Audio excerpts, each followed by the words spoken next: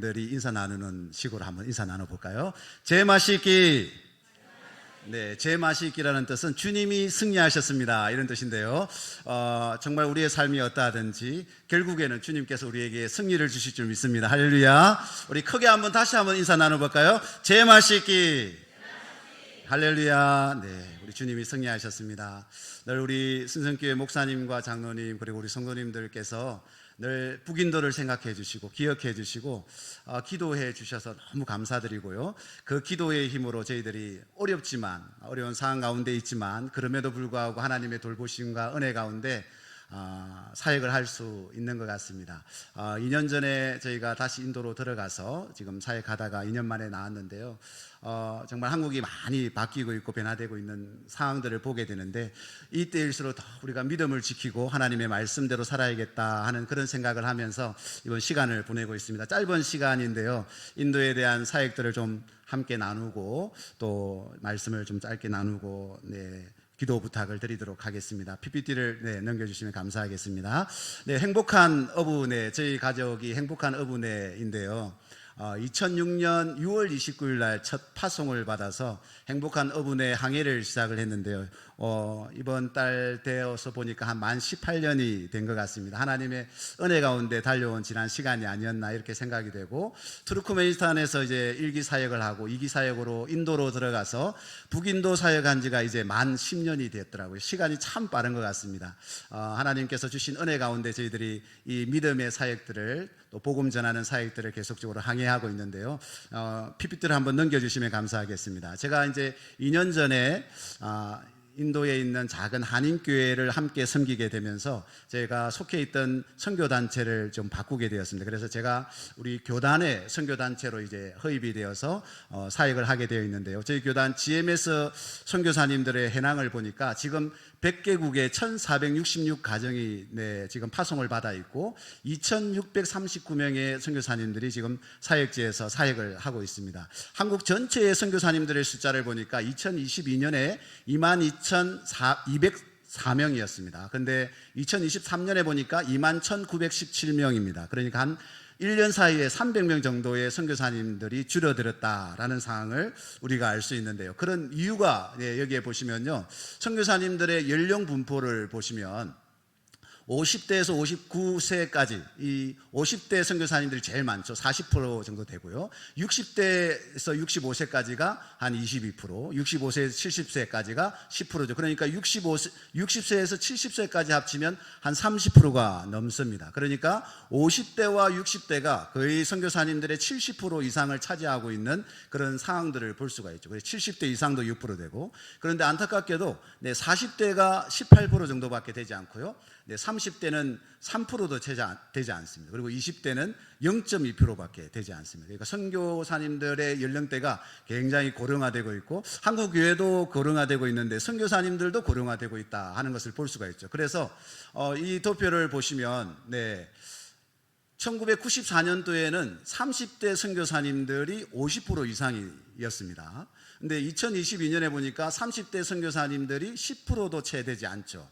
그리고 1994년도에 50대, 60대는 10%도 채 되지 않던 선교사님들이 지금은 50대, 60대, 50대는 40%가 가깝고 60대는 20%가 넘는 이런 상황으로 좀 바뀌어져 가고 있다. 그러니까 앞으로 한 15년 정도가 지나면 우리 한국 선교도 굉장히 축소될 수밖에 없는 그러한 구조로 가고 있다 하는 생각이 됩니다. 더 우리에게 또 다음 세대를 하나님께서 분명히 우리 아니면 또 다른 나라나 다른 민족을 사용하시겠지만 하나님께서 우리에게 맡겨주실 시간이 그렇게 많지 않다는 사실을 우리가 이러한 상황들을 통해서 알게 되죠. 더 집중해서 우리에게 나머진 가업들을 위해서 한국교회가 끼어서 이 일들을 이루어 나가야 된다 하는 그런 생각을 하게 됩니다. 도표를 넘겨주시면 이것은 이제 세계 기독교 박해가 얼마나 되고 있는지 각 나라별로 민족별로 그것을 지도로 표시한 건데요. 좀 지도가 작아서 잘 안 보이시지만 부동의 1위를 차지하고 있는 나라가 어디일까요? 우리의 가장 가까이 있는 나라죠. 북한입니다. 북한이 부동의 1위 기독교를 박해하고 있는 나라 중에 하나인데요. 그리고 저 중간쯤에 보면 잘 안 보이긴 안 보이지만 진한 빨간색에 11이라고 써진 나라가 있습니다. 저 나라가 어디일까요? 네, 제가 인도에서 온 선교사니까 인도를 당연히 여쭤봤겠죠. 인도입니다. 인도가 자기들은 그렇게 생각해요. 인도는 세계에서 가장 자유로운 나라다. 왜냐하면 쓰레기 마음대로 버리고 볼일 아무데나 마음대로 하고 장사하고 싶은 데는 아무데나 장사할 수 있고, 그래서 세계적으로 자기들이 제일 자유로운 국가다 이렇게 이야기하는데, 실제적으로 기독교를 박해하는 국가 리스트를 뽑아줄 때 11번째 기독교를 박해하는, 신앙을 박해하는 그러한 나라가 인도라는 것이죠. 네, 도표를 넘겨주시면요. 그런데 이 인도를 이렇게 기독교를 박해하고 있지만 우리가 포기할 수 없는 이유가 있습니다. 왜냐하면 남아있는 미전도 종족을 우리가 복음을 전하고 그 모든 민족에게 복음이 전거돼야 주님이 오신다고 우리가 믿고 마라나타의 신앙을 가지고 우리가 살아가는데요. 자, 여기에 보시면 지금 남아있는 미전도 종족이 가장 많은 나라들 리스트예요. 제일 위에가 인도인데 2135개의 미전도 종족이 있습니다. 그리고 파키스탄이 828, 차이나가 441, 그리고 방글라데시, 네팔 이 순입니다. 인디아, 파키스탄, 방글라데시, 네팔은 다 국경을 둘러있죠. 그러니까 한마디로 인도를 중심으로 주변 나라에 미전도, 세계의 복음을 한 번도 들어보지 못한 미전도 종족이 가장 많은 지역이 바로 이 지역이라는 거죠. 그러니까 인도를 중심으로서 이 지역을 우리가 포기하게 되면 이 모든 민족에게 복음이 전거되는 이 일을 이룰 수가 없다는 사실입니다. 그래서 정말 우리가 관심을 가지고 이 인도를 중심으로 한 이 미전도 전도 사역들을 해야 되는데요. 지도를 하나 넘겨주시면요. 지금 인도의 지도인데 이 빨간 점으로 표시되어 있는 것들이 다 미전도 종족들을 표시한 겁니다. 그러니까 인도 전역에 미전도 종족이 퍼져 있고, 특별히 북인도 쪽에 많은 미전도 종족들이 퍼져 있다는 사실을 알 수 있죠. 왜 이 미전도 종족들이 이렇게 많을까요? 복음을 전하기 어렵겠죠. 어려워서 그렇겠죠. 선교사님들이 가서 복음을 전하기 어려운 지역들입니다. 인도에는 그 어려운 지역들이 많기 때문에 여전히 선교사님들이 들어가기 어렵고 사역자들이 들어가서 복음을 전하기 어려운 종족들이 많이 있습니다. 그래서 지금 이 많은 종족들, 2000개가 넘는 미전도 종족들이 인도에 있는데, 이 인도의 종족들에게 이제 복음을 전하고 그들 모든 민족이 복음을 들을 수 있는 일들을 우리가 행해야 되는데, 이 일을 위해서 어떻게 행해야 될까? 지금 세계적으로 이 앞으로 선교 자원들은 줄어가고 어떻게 하면 이 미전도 종족들에게 복음을 전할 수 있을까라고 굉장한 그런 연구들과 기도를 하고 있는데, 요즘에 보니까 이슈가 하나 있습니다. 그 이슈는 뭐냐 하면, 이제는 선교사 중심의 선교를 탈피해야 된다. 그전에는 교회가 파송하고 선교사가 가서 선교사가 선교를 했는데, 이제는 선교사 중심의 선교에서 현지인 중심의 선교의 타입으로 바뀌어야 된다. 현지인들, 교회 리더들과 목회자들을 선교할 수 있는 목회자들과 리더십들로 바꾸어야 이 남아있는 미전도 종족 선교를 이룰 수 있다. 이런 이제 이슈들이 계속이 대두되고 있습니다. 이런 상황에서 저희가 이제 2년 전에 하나님께서 인도의 작은 한인 공동체를 섬기고 목회할 수 있는 기회를 주셨는데, 제가 그 목회 청빙을 받고 기도하는 중에 하나님께서 지금까지는 무슬림이라고 하는 그 종족들, 그 공동체를 섬기기 위해서 한 가정, 때로는 팀으로 두 가정 섬겼는데, 이제는 한 가정, 두 가정이 아니라 한인 공동체라고 하는 작은 공동체이지만 그 공동체를 통해서, 교회를 통해서 확장된 인도의 선교를 해라라는 그런 마음을 주셨습니다. 그래서 제가 순종함으로 이 청빙을 받아서 이제 목회를 시작하면서 인도의 기존에 저희들이 해왔던 무슬림 사역과 함께 인도의 미전도 종족과 다른 확장된 다른 주에 있는 이러한 종족들을 섬길 수 있는 그런 방향으로 사역을 해야겠다라고 이제 기도하면서 사역을 하고 있는데요. 자, 그럼에도 불구하고 인도에는 이런 장애들이 있습니다. 첫 번째로는 개종금지법이 통과된 주가 총 28개의 주 중에 12개의 주가 개종금지법이 통과되어 있습니다. 그래서 개종금지법이 통과된 주에서 복음을 전하면, 선교사가 아니더라도 현지인 목회자, 현지인 성도가 복음을 전하면 그것이 발각되어 잡히면 감옥에 3년에서 5년 감옥 생활을 해야 됩니다. 그 감옥에서 나오려면 보석금을 내야 되는데, 보석금 내는 돈을 현지인이 낼 수 없는 어마어마한 돈을 요구하기 때문에 감옥 생활을 해야 됩니다. 그래서 지금도 인도의 통계를 보니까 300명이 넘는 인도 목회자들이 감옥 생활을 하고 있습니다. 이러한 개종금지법이 통과되면서 지금 복음을 전할 수 있는 기회들이 점점 줄어들고 있는 그런 어려운 상황 가운데 있는 거죠. 또 힌두투바라고 이전에도 한번 말씀드렸지만 힌두 민족주의 운동이 굉장히 활발하게 일어나고 있습니다. 인도는 힌두교의 나라다, 이 캐치플래그를 걸고 이 힌두교의 나라를 만들기 위해서 부단히 지금 힌두 근본주의, 지금 인도 정권을 잡고 있는 이 정권들이 노력을 하고 있습니다. 그러면서 이들이 하는 게 뭐냐면 시민권법을 개정하는 거죠.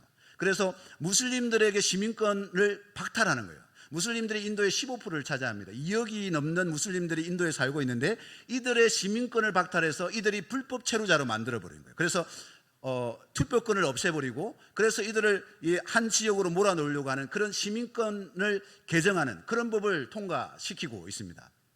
그래서 지난번에 이제 코로나 이전에 굉장히 이제 힌두와 무슬림의 대립들이 일어나가지고 큰 싸움들이 일어나고, 뭐 저희들이 사역했던 그 지역에도 버스가 4대가 불타고 도로 점거하고 막 이런 일들이 있었는데, 코로나가 오면서 이제 무마되어 있지만, 지금 물밑에 가라 있지만 계속적으로 힌두 정권들은, 지금 근본주의자들은 이것을 외치고 이 인도에 있는 무슬림들을 제거하려고 노력하고 있습니다. 그래서 그 일환으로 얼마 전에 이 이슬람 모스크에다가 그 모스크를 허물고 힌두의 사원을, 어마어마하게 큰 사원을 세웠습니다. 람신을 섬기는 사원을 세워서 인도 총리 모디가 그 사원을 람신에게 바치는 그 의식에 함께 참여하는, 그래서 종교와 정치가 함께 힘을 합치는 그러한 모습을 인도 전역에 보여주는, 막강한 힘을 보여준 거죠. 그러는 일들이 일어나고 있고요. 그렇게 무슬림들을 핍박하고 있고, 또 그것뿐만 아니라 우리 기독교를 굉장히 핍박하고, 교회들을 핍박하고, 목회자들을 지금 감옥에 넣고 하는 일들을 계속 일어나고 있는 것이죠. 이런 가정 속에서 굉장히 어려운 상황들에 있습니다. 그리고 그것뿐만 아니라 또 어떤 것들이 어려움이 있냐면, 인도의 이단들이 굉장히 활발하게 활동을 하고 있다는 겁니다. 특별히 한국에만 신천지가 문제가 아니라 인도에도 신천지가 문제예요. 인도에 신천지가 들어와서 어떤 운동을 벌이고 있냐면 교회 간판 바꾸기 운동을 하고 있습니다. 그래서 제가 보니까 얼마 전까지만 해도 300개가 넘는 인도 교회가 자기들의 교회 간판을 내리고 신천지 교회라고 간판을 새로 달았습니다. 작년 한 해 동안 인도에서 신천지 교육을 받아서 수료한 사람들이 9,000명이 넘습니다. 인도 전역에 지금 신천지가 급속하게 번져가고 있고요. 또 하나님의 교회, 여호와 증인, 이런 이단들이 굉장히 활발하게 활동하고 있으면서 지금 굉장히 이 복음을 왜곡시키는 이러한 운동들이 일어나고 있어가지고 굉장히 저희 선교사들이 위기감을 느끼고 이 문제에 대해서 대처하기 위해서 함께 힘을 합치고 있는 그런 상황 속에 있습니다. 이런 상황 가운데에서 제가 지난 시간 동안을 돌아보면서 앞으로 그러면 우리가 어떤 사역을 해야 될까, 그리고 저희들의 사역들을 한번 정리를 해보았습니다. 저희 사역들의 핵심 키워드로 4C, 4개의 C로 이렇게 정리를 해봤는데요. 첫 번째로는 코칭입니다. 코칭은 한국어로 번역하기가, 다른 말이 좀 번역하기 어려워서 그냥 그대로 코칭을 해놨고요. 그 다음에 커넥팅입니다. 커넥팅, 연결하는 사역이고요. 코오퍼레이팅, 협력하는 사역이고요. 처치 플랜팅, 교회 개척, 이렇게 포시로 저희들의 사역을 정리할 수 있지 않을까. 앞으로 이제 이 사역들을 좀 더 확장해 나가야 될 텐데요. 하나씩 우리 성도님들과 나누면 좋겠습니다. 첫 번째로는 코칭 사역에 저희가 4개의 사역이 있습니다. 우미더 센터 어린이 교육과 토요 성경학교, 그리고 목회자 훈련, 그리고 CCC라고 해서 상담 훈련 사역, 카리스 칼리지라고 하는 그 이제 상담 학교를 통해서 저희가 인도에 상담을 하는 그런 프로그램입니다. 하나씩 좀 간단하게 소개하겠습니다. 우미더 센터는 제가 올 때마다 나누었고, 우리 신선교회에서 함께 동력해 주셔서 사실 이 우미더 센터가 계속적으로 유지되고 있고, 또 40명의 아이들이 이 센터를 통해서 정말 계속적으로 하나님의 말씀을 배우고 있습니다. 이전에는 우미더 센터를 통해서 거점을 삼아서 그 우미더 센터 아이들을 통해서 현지 가정을 방문하고 현지 가정에 있는 어른들에게 복음을 전하는 목적으로 사실 이 우미더 센터가 시작이 되었습니다. 근데 제가 지난 10년을 돌아보면서 어떤 결론을 내렸냐면, 그것을 통해서 어른들에게 복음을 전하는 것도 굉장히 의미 있는 일이지만 이 아이들도 정말 의미 있다는 사실을 알게 됐습니다. 10년이 지나 보니까 그때 어린아이였던 우리 우미더의 센터의 아이가 지금은 청년이 되어 있는 것입니다. 그들에게 금요일마다 스토리텔링으로 성경을 가르치고 말씀을 가르치는 이 일들을 했을 때, 그들이 예수님을 알게 되고 예수님의 복음을 믿게 되었을 때 이들이 무슬림 세계 안에서 중요한 그런 믿음의 자녀들로 자랄 수 있다는 확신이 들었습니다. 그래서 정말 이것이 너무 중요한 사역인데 우리 신성교회에서 정말 어렵지만 함께 동역해 주시고 기도해 주셔서 너무너무 감사하고 있습니다. 그리고 토요 성경학교도 매주 토요일마다, 이거 좀 다른 지역, 노이다 지역에서 하는데요, 우리 토요일마다 아이들을 모아서 성경을 가르치는 그런 사역을 하고 있습니다. 우리 아이들에게 현지 성경을, 만화 성경으로 된 성경을 나누어 주고요, 그 성경을 함께 읽고 또 그림을 같이 그리고, 그리고 그 말씀을 가지고 적용하고 배우고 성경을 암송하고 기도하고, 이런 훈련들을 하고 있는데요, 정말 보잘것없는 그런 시간인 것 같지만 이 시간을 통해서 우리 아이들이 변화되고 있습니다. 한 아이는 정말 건강이 좋지 못해서 이제 락인이라고 하는 이 아이인데요, 정말 이제 죽을 때가 됐어요. 그 병이 들어 죽을 때가 됐는데 엄마 아빠에게 유언을 남긴 거예요. 엄마 아빠, 나는 이제 죽는데 내가 예수님을 만났어. 엄마 아빠도 꼭 예수 믿어야 돼. 그러면서 엄마 아빠를 교회로 인도하고 예수님을 믿게 해서 지금 교회를 잘 다니고 있습니다. 할렐루야. 네, 이런 일들이 정말 보잘것없는 것 같지만 그 안에서 싹이 나고 열매가 맺고 있다는 사실. 그래서 이것이 너무너무 중요한 사역으로 사역하고 있습니다. 그리고 목회자 훈련 사역인데요. 참 코로나 이전에는 제가 10명의 현지 목회자들 모으고 성경을 가르치는 사역들을 했는데, 코로나가 되면서 이제 모이기가 어려웠는데 이 줌이라고 하는 온라인 세계를 통해서 이 목회자들이 함께 모여서 말씀도 나누고 또 어떻게 하면 건강한 교회를 세울 수 있을 것인지 함께 나눌 수 있는 그러한 온라인의 교육 공간이 마련이 되어서 이 일들을 진행할 수 있어서 너무나 감사합니다. 그리고 CCC 사역은 말씀드린 대로 상담 사역인데요. 우리 아내가 이 상담을 이제 공부를 하고, 특별히 보니까 무슬림과 인도의 여인들을 보니까 너무 이 가정 안에서 어려움들이 많아요. 문제들이 많아요. 상처들이 너무너무 많습니다. 그래서 이 자매들이랑 만나서 교제하고 이 상담을 하는 가운데에서 이 자매들이 평생 자기의 어려운 문제들을 누구에게도 나누어 보지 못했는데 그 나눔들을 하면서 치유가 되고 회복이 되는 일들을 보면서 이 사역이 정말 인도 안에 너무너무 중요하겠구나 하는 사역을 하면서 지금 가능하면 상담 센터가 있어서 이 여성들을 섬기면 좋겠다, 이런 생각을 하고 준비하고 있습니다. 제가 말이 너무 빠르죠? 네, 짧은 시간에 많은 내용을 나누어야 되기 때문에 말이 빠른 걸 양해 부탁드립니다. 그 다음에 저희가 커넥팅 사역을 하고 있는데요. 이 커넥팅 사역을 통해서 이제 현지 교회 예배당을 건축하는 거예요. 사실 저는 예배당 건축하고 건물 짓는 거에 전혀 관심이 없었습니다. 오직 사람의 관심이 있는데요. PPT를 하나 넘겨주시면요. 1호 예배당을 건축하게 됐는데 이 코로나 전에 짓게 됐어요. 지난번에 한번 말씀드린 것 같습니다. 저 섬에 있는 교회에서, 여전도에서 운물을 팠으면 좋겠다라고 하면서 300만 원을 모으신 거예요. 그러면서 이 300만 원을 가지고 운물을 파면 좋겠는데 인도에 팔 수 있겠느냐 연락을 주셨습니다. 그래서 뭐 인도에도 할 수 있죠 이렇게 했는데, 그 연락이 오기 전 한 몇 개월 전에 저 비아르라고 하는 가난한 주에서 한 목회자가 저한테 연락을 주셨어요. 자기들이 가정교회를 계속 모이는데 자기 집이 아니다 보니까 렌트를 해서 모이다 보니까 렌트를 해서 모여서 예배드리면 쫓겨나고, 주인이 힌두 주인들이 자꾸 쫓아내는 거예요. 그래서 쫓겨다니다가 한 성도가 자기 밭을 이렇게 교회에다가 헌물을 했는데 교회를 지었으면 좋겠다고 저에게 연락을 했어요. 근데 제가 그때 그랬어요. 나는 교회 짓는 거 안 한다. 그러니까 우리가 그냥 내가 기도는 해줄게. 그랬는데 이 300만 원 운물 판다는 이야기를 듣고 제가 그때 그 사역자의 이야기가 생각이 나더라고요. 전화를 걸었어요. 전화를 걸어서 혹시 거기에 교회를 지으면 얼마 정도 드니 이랬더니 300만 원이 든다는 거야. 그래가지고 그래? 그러면 제가 한국에 다시 연락했어요. 혹시 운물 파는 것보다 교회 예배당 짓는 거 어땠어요? 그랬더니 너무 놀라워하고 좋아하는 거예요. 아니 300만 원 가지고 예배당을 지을 수 있어요. 지을 수 있답니다. 그랬더니 너무 기쁜 마음으로 그 300만 원을 가지고 교회를 짓기 시작했어요. 근데 나중에 보니까 이 사역자가 건물을 한 번도 안 지어본 사역자예요. 나중에 다 짓고 나니까 1200만 원이 들었어요. 처음부터 1200만 원 든다고 했으면 안 지었을 텐데 처음에 300만 원 든다고 해가지고 지은 거예요. 그래가지고 짓기 시작했는데요. 근데 놀라운 일이 나요. 그렇게 해서 예배당 1200만 원을 들어서 예배당을 지었는데, 저 건물인데 지금은 이제 페인트를 칠해서 예쁘게 되어 있습니다. 그런데 거기에 이 비하르 지역의 가정교회가 제가 그렇게 많은 줄 몰랐어요. 가정교회 리더들이 매달 저기에 300명, 400명이 모여서 함께 기도하고 함께 서로 가르치고 말씀을 가르치고 전도 훈련을 스스로 하는 거예요. 선교사가 끼지 않고 현지인 사역자들이 스스로 하기 시작하는 거예요.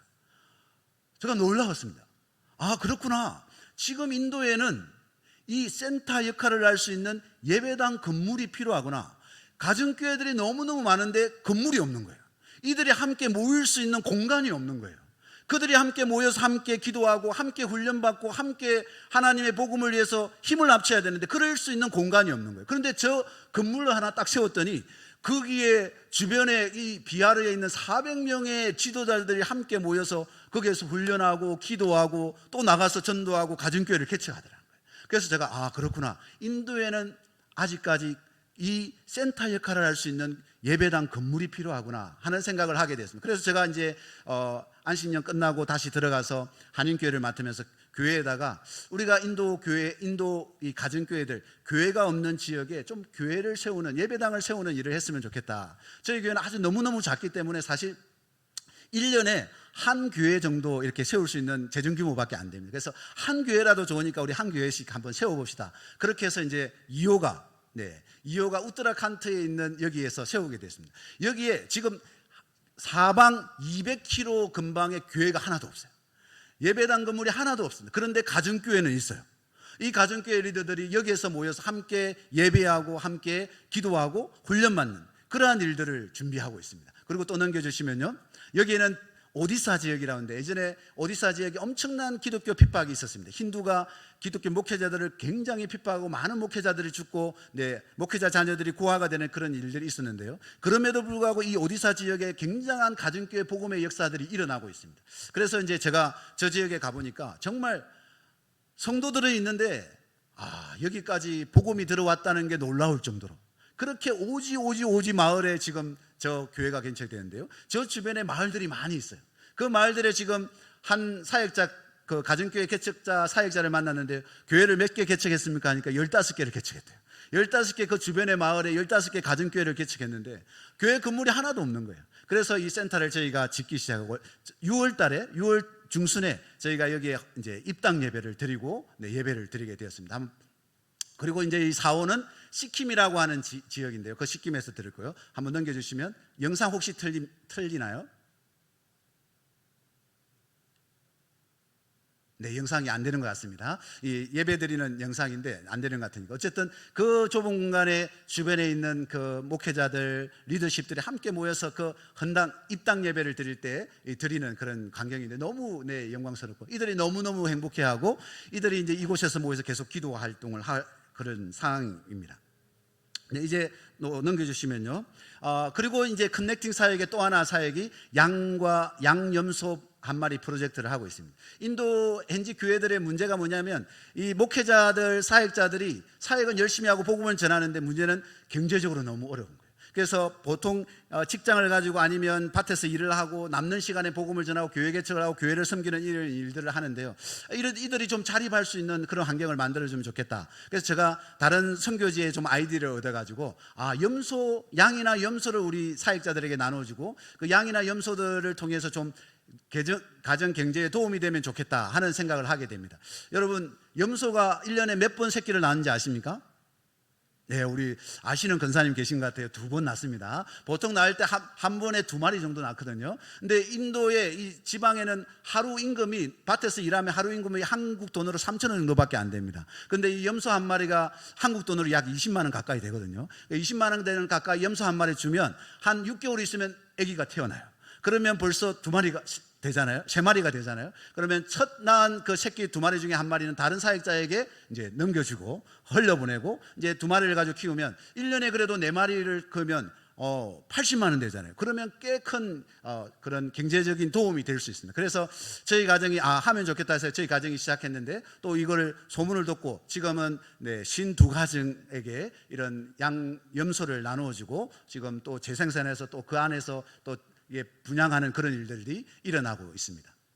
넘겨주시면, 이거 담도 사역은 이전에도 한번 나누었기 때문에 넘어가겠습니다. 그리고 저희들이 이제 협력하고 있는 사역 중에 하나가 인도 현지 크리스찬 대학생들에게 이제 학비를 좀 지원해주는 사역을 하고 있습니다. 한번 넘겨주시면요, 이게 너무너무 중요한 사역입니다. 인도에 지금 저기에 보이는 청년들 보이죠? 이 대학생들인데요, 이 대학생들은 어떤 출신이냐면 거의 불가청 전민 출신들이에요. 정말 낮은 신분의 전유예요. 인도에 지난번에 단기 선교 오신 우리 성도님 다 아실 거예요. 길거리에 막 텐트 치고 사는 사람들 많잖아요. 그 텐트에서 자란 아이들이에요. 그래서 소망 없이 자라고 마약하고, 어떤 친구들은 일찍부터 동거하고 막 이런 아이들이에요. 이런 아이들에게 복음이 전해졌어요. 그들이 그 복음이 전해지고 예수 안에서 비전을 발견하기 시작하고, 정말 공부할 수 없고 그들이 대학 간다는 것은 꿈에도 생각하지 못하는데, 이 전도자들을 만나가지고 복음을 듣고 대학을 가게 되는 꿈을 꾸고, 그래서 그 전도자들이 다 젊은 이제 청년들인데 그들이 이들에게 대학을 갈 수 있도록 학과 과목들을 가르치는 거예요. 평일날에 학과 과목들을 매일 가르칩니다. 그리고 말씀을 가르쳐요. 그래서 이 지금 청년들이, 그런 소망이 없던 청년들이 대학을 간 거예요. 지금 대학교 1학년부터 대학원 다니는 사람도 있는데, 지금 가운데 저 큰 위에 있는 형제 보이죠? 이 형제는 이제 이번 가을에 서울대로 오게 됩니다. 지금 정말 소망이 없이 살아가던 그런 형제 자매들이 예수님 만나고 꿈을 키우는 거예요. 그래서 지금 이제는 이들이 가난한 아이들, 그 텐트 천 아이, 길거리 아이들을 모아가지고 성경도 가르치고 학과 간부를 가르쳐요. 그 중에 이제 정말 공부할 수 있는 애들 이렇게 키우는 거예요. 그들이 리더십을 발휘하게 되면서 인도 사회 곳곳에서 영향력을 발휘하고, 교회를 개척하고 이 복음을 전하는 이러한 일들이 활발하게 일어나고 있습니다. 그래서 저희 교회에서 작지만 이들에게 이게 학비, 장학금 조금 많지 않습니다. 우리 한국처럼 비싼 장학금 아니에요. 그래서 조금 장학금을 이렇게 보태주면서 격려하면서 함께 동력하고 있습니다. 넘겨주시면 이제 그 비아르에 첫 교회를 세웠잖아요. 교회를 세우고 주중에는 그 교회 예배당을 학교로 운영하고 있습니다. 그래서 주변에 있는 아이들 150명이 지금 모여서 학교를 운영하는데 저희가 이제 거기에서 공부할 수 있는 자료들과 그런 것들 다 제공하고 지금 진행이 되고 있습니다. 이 모든 사역들을 통해서 저희가 꿈꾸는 것은 인도 땅에 하나님의 교회가 세워지는 것이죠. 그래서 저희들이 이전부터 10년 전부터 목표로 했던 이 교회 개척 사역들을 또 이제는 리더십들을 발휘해서 리더들을 통해서 그들로 하여금 이 가정교회들을 세워가고 이끌어갈 수 있는 그런 훈련들을 지금 하고 있습니다. 지금까지 너무나 빠른 속도로 저희들이 했던 사역들을 감시 나누고 지금은 오늘 주신 말씀, 오늘 말씀 가지고 잠시 한번 짧은 시간에 말씀을 나누면 좋겠습니다. 누가복음 오늘 우리가 읽었던 15장에는 우리가 너무나 잘 아는 세 가지의 이야기가 있습니다. 이런 양 한 마리를 찾는 목자의 비유와 이런 드라크마 하나를 찾는 여인의 비유, 그리고 집 나간 아들을 기다리는 아버지의 비유가 나오죠.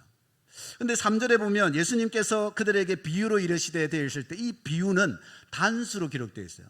비유는 세 가지인데 이 비유를 표현할 때는 단수로 기록했다는 거예요. 무슨 말이에요? 비유는 세 가지 종류의 비유가 있지만 이 세 가지 종류가 동일한 주제를 가지고 이야기하고 있다라고 우리가 볼 수 있는 것이죠. 오늘은 잠시 첫 번째 비유와 두 번째 비유를 중심으로 해서 우리 성도님들과 짧은 시간 말씀을 나누면 좋겠습니다. 이 비유의 내용은 너무 단순하죠. 잃어버린 것을, 잃은 양을 찾고 드라크마를 찾고, 그래서 동네 사람들을 불러서 잔치를 열었다. 이것이 비유입니다. 예수님께서는 왜 이 단순한 비유를 여러 반복하시면서 비유하셨을까요? 중요하기 때문이죠. 우리가 단순한 내용인데 너무 중요한데 우리 자녀들에게 반복적으로 하는 이야기가 있잖아요. 예수님이 지금 그렇게 말씀하시는 것입니다. 반복적으로 중요하기 때문에요. 예수님이 왜 이 비유를 하셨을까요? 비유를 하신 이유가 있습니다. 예수님께서 세리와 죄인들과 함께 시간을 보내시고 말씀을 전하시고 그들과 함께 식사를 나누는데 이것을 보고 있던 바리새인과 서기관들이 있었습니다. 아니, 저 예수 청년이 어떻게 저 죄인들과 세리들과 함께 밥을 먹을 수 있지? 마치 인도의 불가촉 천민들과 함께 식사하는 것 같아요. 불가촉 천민들 그림자만 밟아도 부정해진다고 여기는데 인도 사람들이, 마치 유대인들도 그 세리와 죄인들은 그렇게 부정한 사람인데 어떻게 저 예수가 저들과 함께 있고 밥을 먹을 수 있지? 이렇게 한 거죠. 예수님께서 그들이 예수님에 대한 그 비난의 이야기를 알고 계셨죠. 그래서 그들이 알지 못하는, 그들이 잊고 있는 중요한 사실 하나를 그들에게 알려주시기 위해서 오늘 예수님께서 이 비유를 하고 계신 겁니다. 먼저 이 비유는 자신이 잃어버린 것을 주인이 찾는다는 것을 말씀해 주고 있죠. 너무나 단순한 진리입니다. 잃어버렸으니까 찾는 건 너무나 단순하죠. 그런데 여기에서 우리가 주목해야 될 게 하나 있는데요. 중요한 것은 주인이 그 잃은 것을 찾을 때까지 찾았다. 찾아내기까지 찾는다는 거예요. 4절 말씀을 보겠습니다. 너희 중에 어떤 사람이 양 100마리가 있는데 그 중에 하나를 잃으면 99마리를 들에 두고 그 잃은 것을 찾아내기까지 찾아다니지 아니하겠느냐. 여기에 보니까 찾아내기까지 찾는다고요. 언제까지요? 찾아내기까지요. 중간에 포기하는 법이 없어요. 찾다가 대충 포기하는 법이 없어요. 자기에게 99마리가 있잖아요. 뭐 한 마리 정도 잃어버리면 어때요? 그런데도 불구하고 그 99마리를 두고 한 마리를 끝까지 찾을 때까지 찾는다라는 것입니다. 드라크마 비유도 마찬가지입니다. 8절에도 동일한 이야기가 나와요. 어느 여자가 10드라크마가 있는데 하나를 잃으면 등불을 켜고 집을 쓸며 찾아내기까지 부지런히 찾지 않겠느냐. 드라마는 은동전을 이야기하죠. 이 여인에게 10개의 드라크마가 있었습니다. 그 중에 하나를 잃어버렸어요. 이 드라크마는 데나리온과 같은 가치를 지녔어요. 데나리온이 한 노동자 하루 임금치잖아요. 그러니까 우리나라 말로 하면 이 드라크마는 한 10만 원 정도 되는 가치일 것입니다. 여러분, 10만 원 정도, 10만 원 잊어버렸으면 찾을까요? 안 찾을까요? 찾아야죠. 꼭 찾아야죠. 얼마나 중요한 돈인데요. 그런데요, 자, 잃어버린 장소가 어디예요? 양과 같이 들판에서 잃어버린 게 아니에요. 길가에서 잃어버린 게 아니에요. 말씀해 보면 그 잃어버린 장소가 어디예요? 집안입니다. 집안. 그러면 굳이 그 드라크마를 찾기 위해서 밤에 등불을 켜고 찾을 필요가 있을까요? 내일 날이 밝으면 찾아도 되지 않겠습니까? 그런데 기름값도 비싼데 기름을 넣고 호롱불을 피워서 굳이 찾아내기까지 열심히 찾았다라는 것입니다. 내일 찾겠다, 아니면 언젠가는 찾겠지 하는 마음이 전혀 없어요. 잃어버린 것을 알았을 때부터 찾기 시작해가지고 찾을 때까지 찾았다는 것입니다. 바로 이것이 우리 하나님 아버지의 마음이라는 거죠. 하나님 아버지께서 아담과 이브가 죄로 말미암아 하나님과 멀어졌을 때 하나님은 그때부터 잃어버린 영혼들을 찾기 위해서 창세기 3장 15절 예수 그리스도를 통해서 그 잃어버린 영혼들을 찾기 위한 계획을 세우셨다는 사실이죠.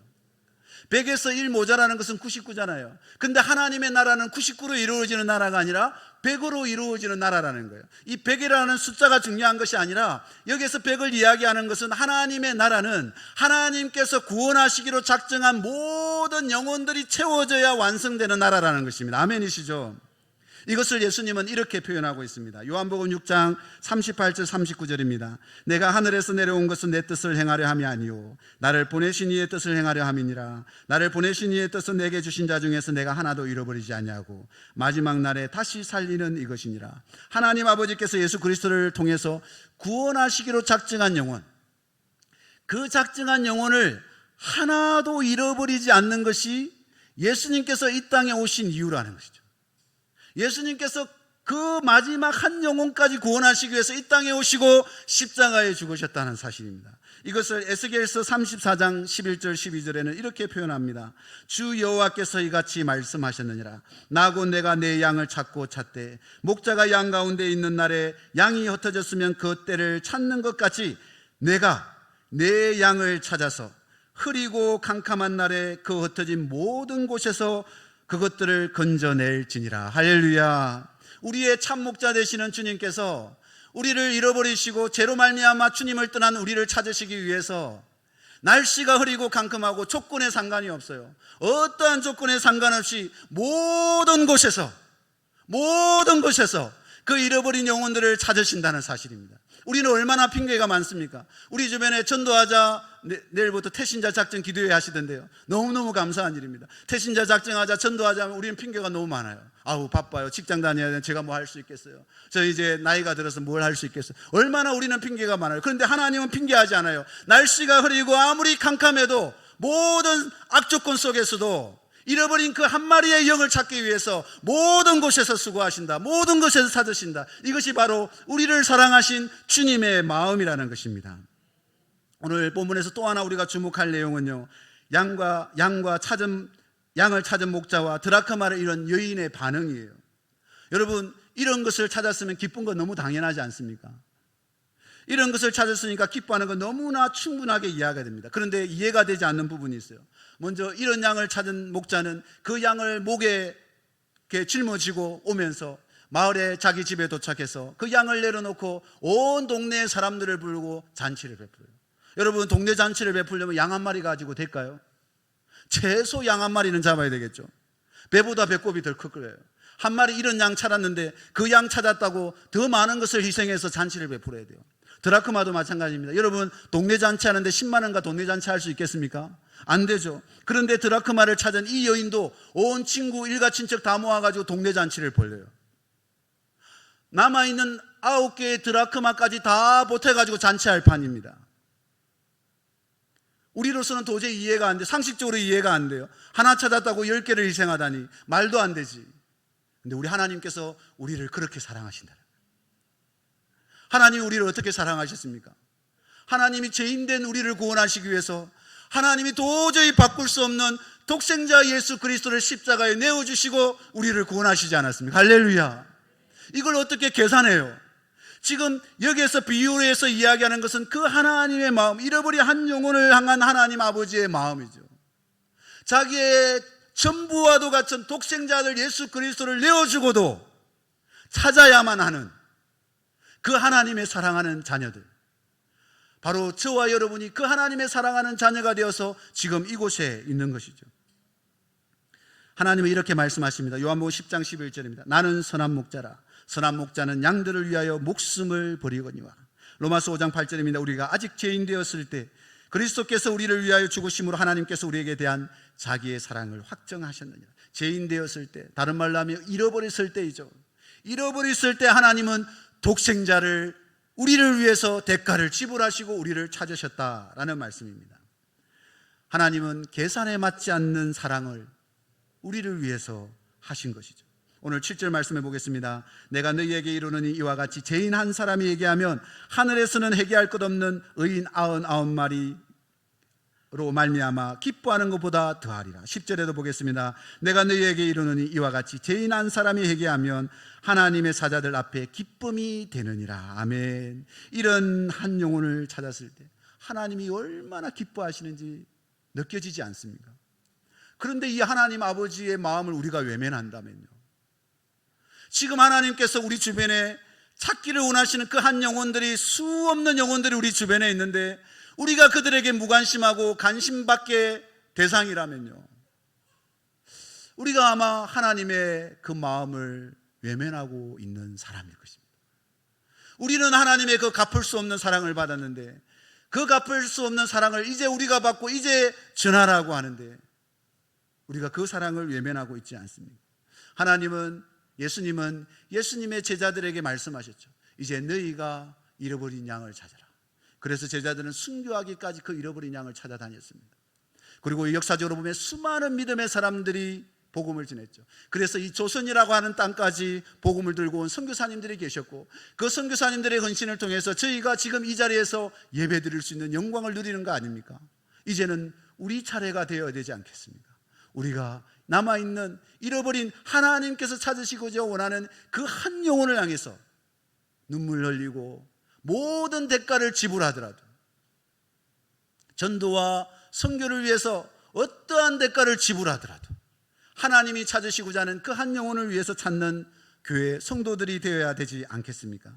짐 콜린스라는 분이 이런 책을 썼습니다. Good to Great, 경영학 서적인데요, 그 1장의 제목이 이래요. Good is the enemy of great. 좋은 것이 최고의 것의 적이라는 거예요. 우리에게 좋은 것들이 많아요. 우리가 가지고 싶은 좋은 것들이 많아요. 그 가지고 싶은 좋은 것들 때문에 하나님이 최고로 여기시는 영혼을 구원하고 영혼을 살리는 이 일에 그 내가 좋아하는 것들이 방해가 된다면 그것은 이 영혼을 구원하는 일에 그것은 적이 된다는 사실.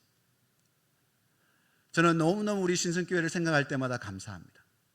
힘들고 어렵지만 우리 목사님이 한 번씩 한 달에 이렇게 기도 제목을 보내주시는데 늘 전도와 선교에 이 교회가 온 교회가 힘을 모아가지고 기도하시고 이 전도를 하시는 그런 내용들을 들으면서 함께 기도하면서 너무너무 감사하더라고요. 내일부터 이제 태신자 작정 새벽기도 제가 듣고 이 말씀하고 어떻게 이렇게 딱 맞나 이런 생각을 했습니다. 많은 우리 성도님들 포기하지 않으시기 바랍니다. 하나님이 포기하지 않은 영혼 우리가 포기하면 되겠습니까? 하나님이 우리를 포기하지 않으셨기 때문에 우리가 이 자리에 있는 거 아닙니까? 네, 그래서 포기하지 않고 우리 주변에 이런 영혼들, 또 인도 땅을 기억해 주시고 인도 땅에 잃어버린 영혼들을 위해서 함께 기도해 주시면 감사하겠습니다. 기도하겠습니다. 사랑의 주님, 참 감사합니다. 목자 잃은 양을 끝까지 찾듯이 우리의 인생에 찾아와 주신 주님 참 감사합니다. 독생자들 예수 그리스도를 십자가에 내어주심으로 우리를 죄인이 아니라 하나님의 자녀의 가치로 인정해 주시고 구원해 주셔서 감사합니다. 그래서 사망에서 생명으로 인도해 주셔서 감사드립니다. 이제 우리 차례입니다. 우리가 주님의 복음을 위해서 하나님 아버지 기도하게 하여 주시고 하나님 아버지의 마음을 우리에게 부어주셔서 우리 주변에 잃어버린 영혼들을 향해서 하나님 아버지의 마음으로 찾고 구하는 저희들 될 수 있도록 인도하여 주시옵소서. 하나님이 신성교회를 축복하여 주시고 이 교회를 통해서 이 주변에 잃어버린 영혼들 구원하는 생명의 방주가 되게 하여 주시옵소서. 아버지 목사님 날마다 새벽을 깨우며 기도하는 그 기도를 들어주시고 우리 장로님들과 근사님들 날마다 기도하는 그 기도를 들어주셔서 하나님이 이 마지막 때에 다른 교회는 안 된다 불가능하다고 이야기하지만 하나님 신성교회를 통해서 하나님의 위대한 일이 이루어지는 놀라운 역사가 일어나게 하여 주시옵소서. 감사드리며 살아계신 예수님의 이름으로 기도합니다. 아멘.